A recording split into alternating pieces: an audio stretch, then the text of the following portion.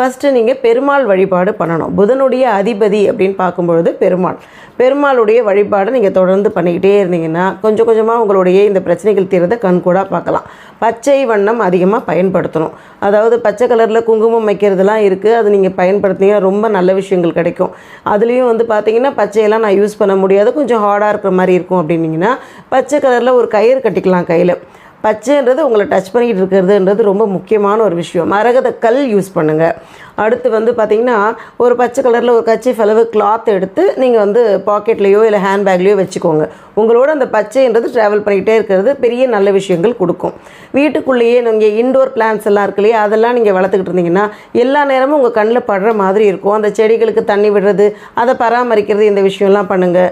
உங்களுடைய பிறந்த நாள் இல்லை திருமண நாள் கொண்டாட்டம் சமயத்துலலாம் பார்த்திங்கன்னா ஸ்கூல் பிள்ளைங்களுக்கு உங்களால் ஏதாவது உதவி செய்ய முடியும் அப்படின்னா நோட் புக்கு, பேனா, பென்சில் இந்த மாதிரி விஷயங்களை வாங்கி